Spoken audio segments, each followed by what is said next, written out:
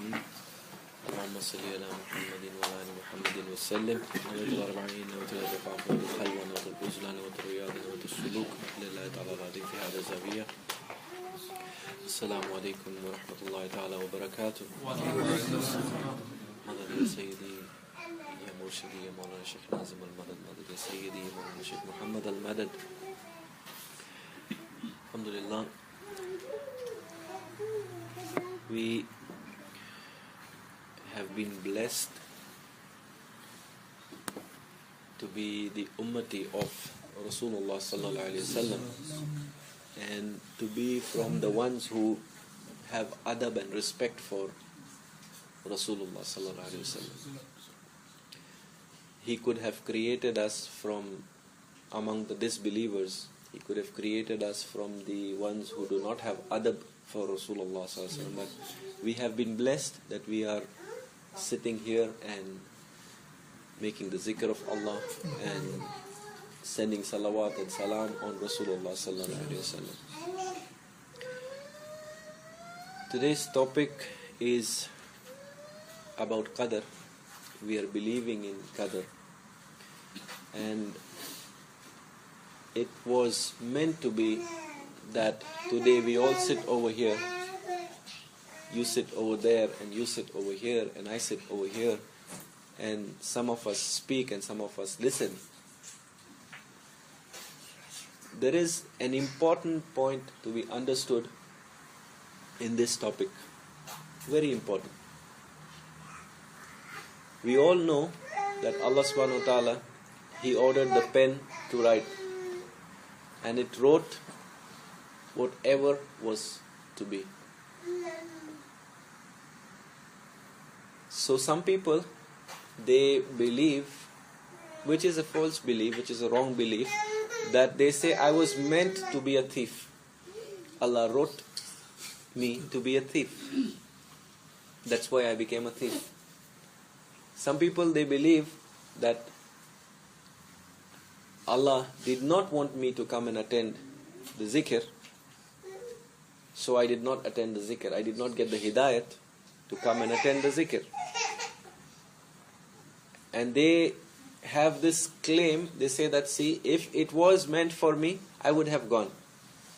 It is a confusing point unless we understand the true fact behind these points.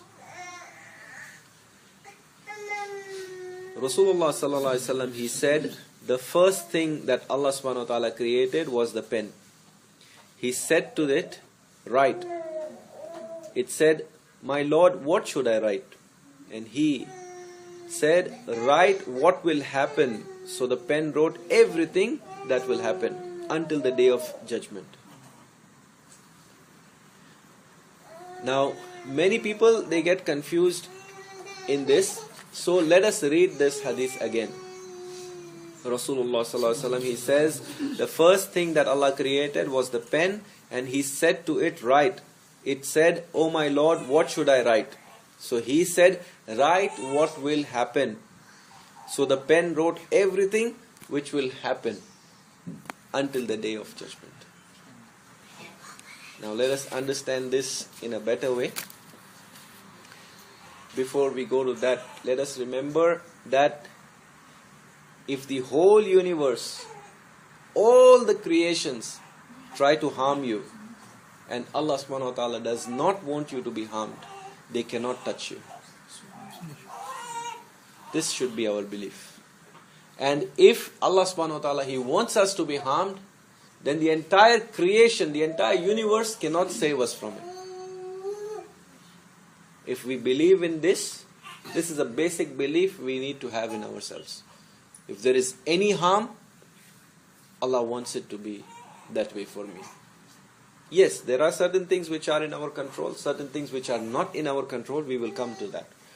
And what leads us to harm, and what leads us to taking good steps and good judgments. One alim, he gives a very good example. He says that take a ball pen and check the amount of ink in it. When you take a ball pen, check the amount of ink in it, And if the ink is sufficient to write 100 pages, on the cover of the pen, on the box of the pen, you may write that this pen will write 100 pages. Do you understand what I'm trying to say? The ink in the pen is enough to cover 100 pages. You have checked the ink, the quantity of the ink. Now you are writing on top of the box that this pen will write 100 pages. So will the pen write 100 pages because I wrote on the box that it will write 100 pages? No. It will write 100 pages because it has that much ink in it. This is the point we need to understand. Someone came to Sayyidina Ali, Karamallahu Wajhul Kareem. He asked him a similar question about destiny. So he said, lift your leg. Lift one of your legs. So the man was standing, he lifted one of his legs and he was standing on the other leg. Now Mawla Ali, he says, lift the other leg. So he says, I cannot. So he says, this is how it is. This is how it is. Allah has given you control on a certain amount of things.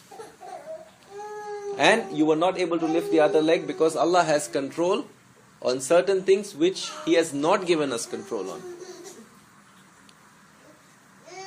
Like we say ikhtiyar in Urdu. He has given us control, ikhtiyar, on certain things. And He has kept control of certain things with Him. If it was not like this, and if it was that whatever He is pushing on us, He's forcefully writing something that this man will be a thief and he will do this and he will burn in hell because he is a thief. So this would have been, may Allah forgive, but it would have been zulm. But that's not how it is. We will come to those points now. There are certain things which we have been given freedom to choose from as we can. And certain things on which we have no control at all. The time of birth, the place of birth, the time of death, the place of death, the rizq, and who you will marry. These kind of things are totally in the hands of Allah subhanahu wa ta'ala. We cannot change the place and time of the birth of a person or the death of a person. We have no control over that. And when a child is in the womb of his mother, when he's around 4 months old, Rasulullah sallallahu alaihi wasallam, he says that at that time an angel comes and he writes all the rizq which this person he's going to receive. So we cannot change this. Rasulullah sallallahu alaihi wasallam says this cannot be changed. So people who are worried for rizq and who are halal rizq, when we say we need to work for it, we need to chase it. Actually, the risk and death is chasing us. But we need to work for it. But the people who are greedy, for them this is a lesson that what we are supposed to receive is already, it's frozen, it's written, and that's it. We cannot receive a single penny more or a single penny less. Risk and death is chasing us. It will reach us. Sayyidina Usman, he used to spend and spend and spend, and Allah used to give him more and more and more. He kept spending in the way of Allah and Allah kept giving him more and more. Even today, the treasure of Hazrat Usman is going on and it's growing in Arabia, in Saudi Arabia, in Hijaz. It's still there. We will speak on this point sometime later. But because that's why Allah, He's called Ghani. If it will finish, then how? It will be on. It will stay. We will discuss on that some other time. So, what he used to spend and spend and spend in the way of Allah, and then Allah used to keep giving him more. Subhanallah. So, there are other things like the good and the bad, the good deeds and the bad deeds. On this we have control. Along with this choice, Allah has given us aql.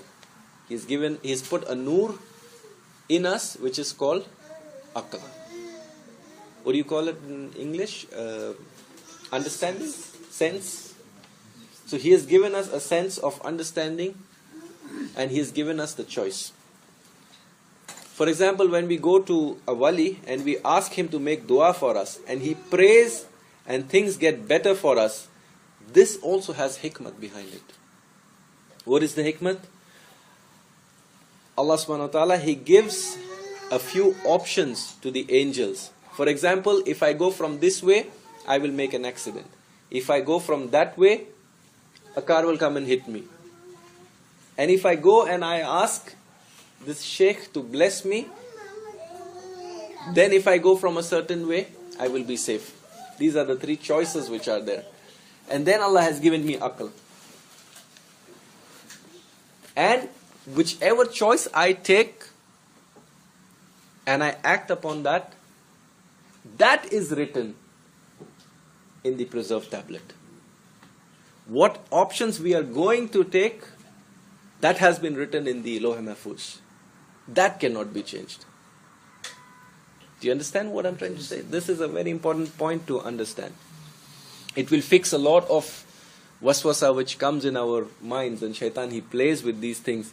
Is this how it's meant to be? This is how it's meant to be. We have the choices. Why do we do istikhara? We do istikhara so that we can find the correct choice. Because there are those options. And from that we select the right one.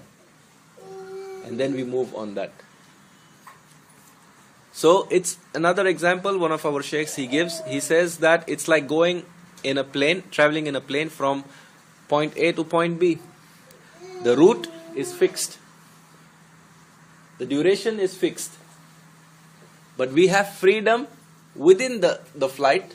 For a certain amount of time, we can get up and we can move. We can choose the food. We can go to the washroom. But the route is fixed. It will go from point A to point B unless you're a terrorist. What is written on Lawh Mahfuz, even a Nabi, if he tries to pray for a different thing, he is stopped from that. There is an example. When the azab of Allah subhanahu wa ta'ala was being sent by Allah was sending the azab with angels on the Qawm of Lut alayhi salam. And at that time when the angels were arriving, Ibrahim alayhi salam, he tried to pray for that Qawm. And Allah subhanahu wa ta'ala, He prevented him from making the dua. That's what I was saying in the beginning. If Allah wants someone to be harmed, no one can save him from that. This is proven.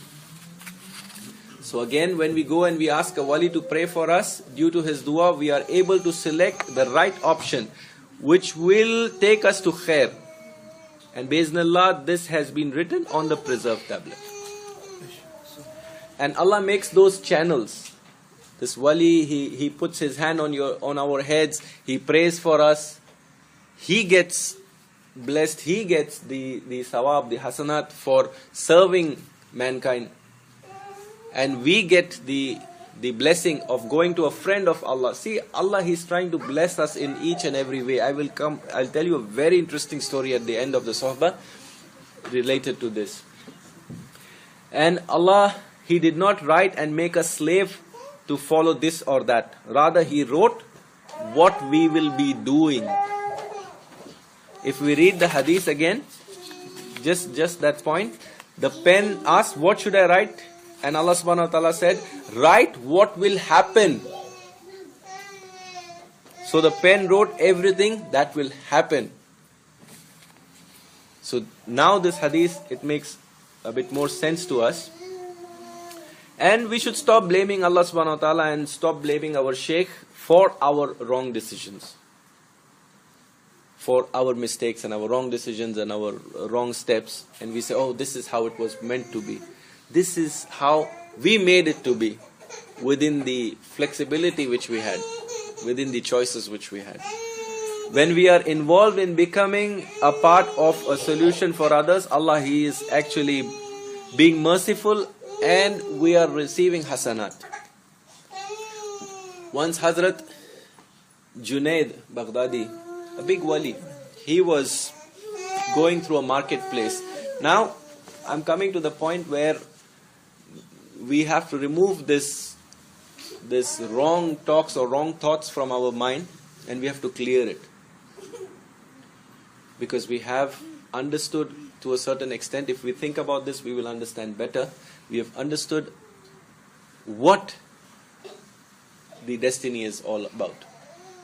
To a certain extent, of course. So Hazrat Junaid, rahmatullah alayhi, he was going through the market with some of his disciples, and it was he saw a man dragging a cow by a rope, and Hazrat Junaid, he said, "Wait," to the man, and he told his disciples, "Surround this man and the cow. I will teach you something today."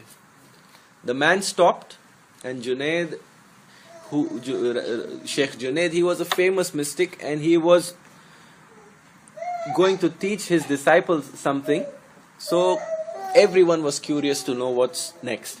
So Hazrat Junaid asked his disciples, "I ask you one thing. Who is bound to whom? Is the cow bound to this man, or is the man bound to the cow?" So of course the disciples said, "The cow is bound to the man. The man is the master, he is holding the rope. The cow has to follow him wherever he goes. He is the master and the cow is the slave." It was obvious and it was very clear. And Hazrat Junaid, he said, "Now you see." He took out a pair of scissors and he said, "Cut the rope." And he let the cow escape. And this man, he started running after the cow.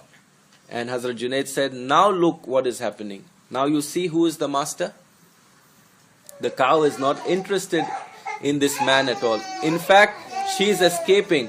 And the man was very angry. He said, "What kind of experiment is this?" Hazrat Junaid, he said to his disciples, and this is the case with our mind. All the nonsense that we are carrying inside is not interested in us. We are interested in it, and we are keeping it together somehow within our head.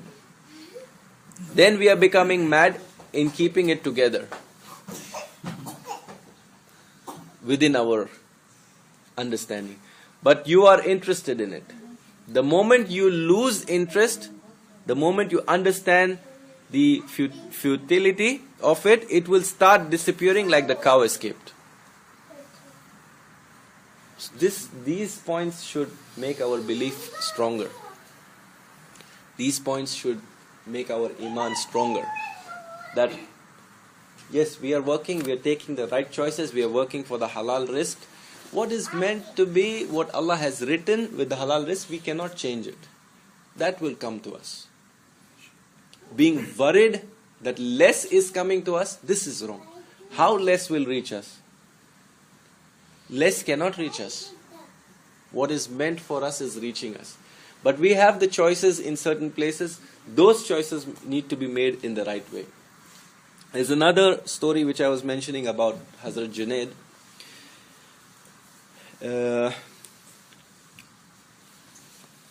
His Khalifa, Hazrat Abu Bakr Shibli, he was looking and he reached the brother of Hazrat Junaid in Baghdad, and he saw this sheikh making a very powerful sohbah, and he was impressed. And he goes to the sheikh and he says, "Please take me as your disciple."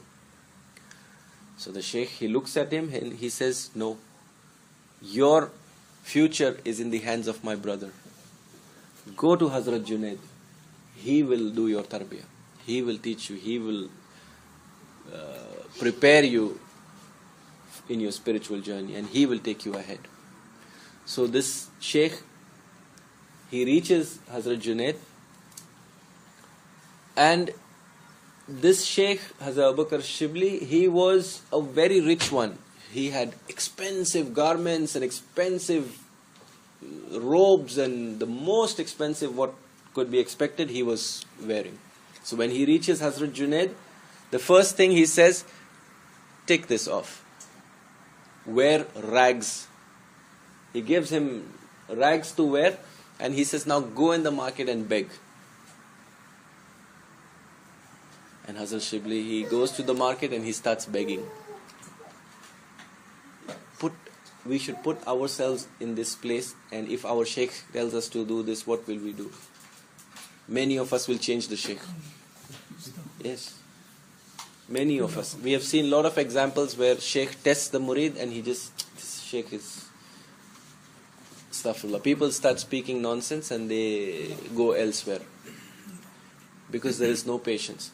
But this Sheikh, he was patient. He went out into the market and he was begging. Some people say 1 year, some people say 2 years, some people say 3 years he was begging.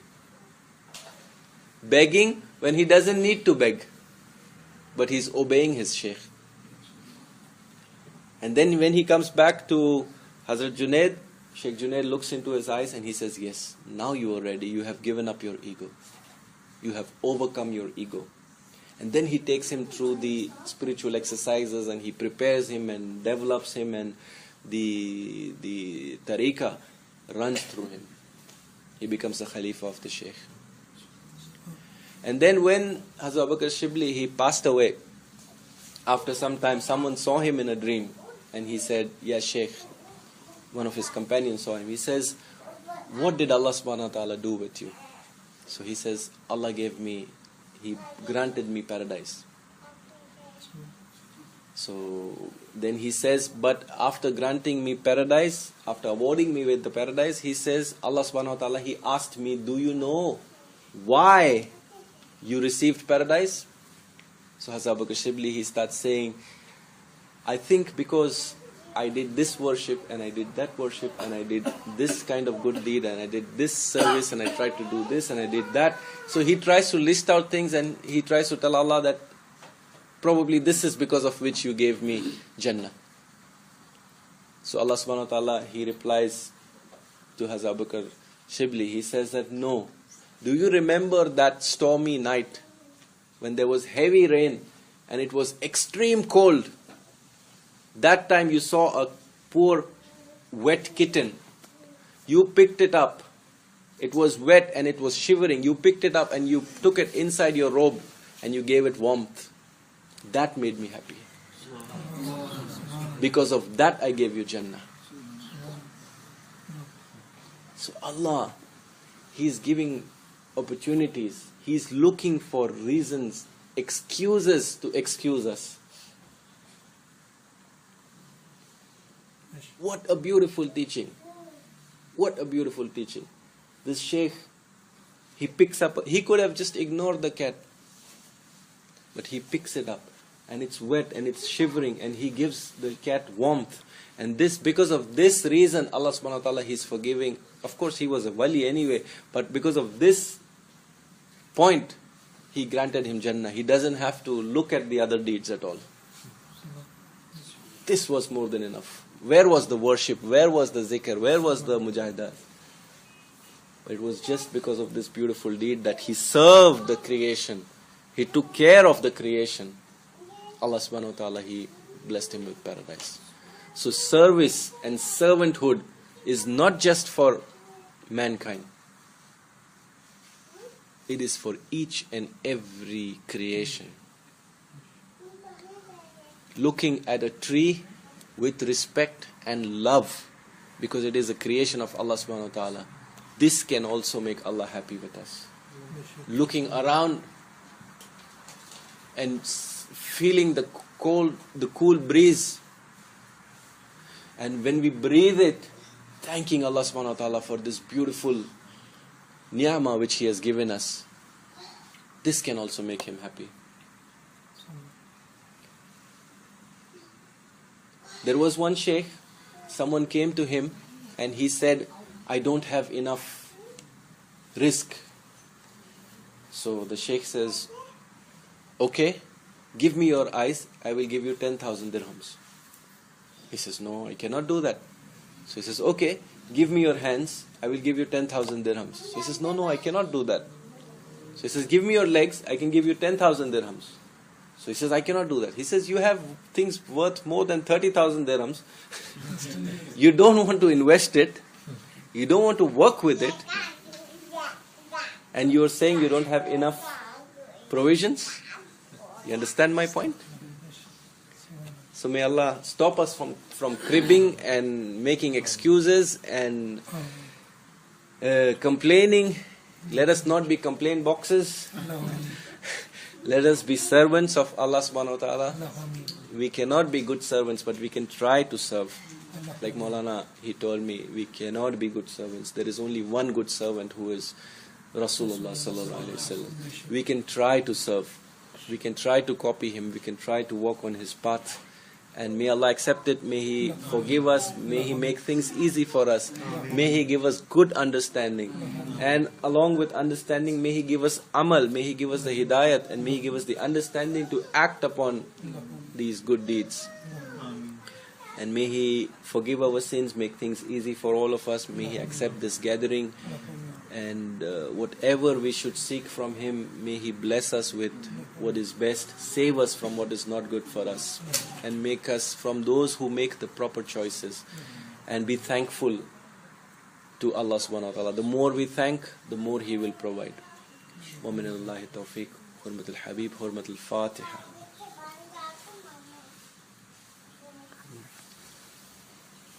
Sallallahu ala Muhammad, sallallahu alayhi wa sallam, sallallahu ala Muhammad, sallallahu alayhi wa sallam.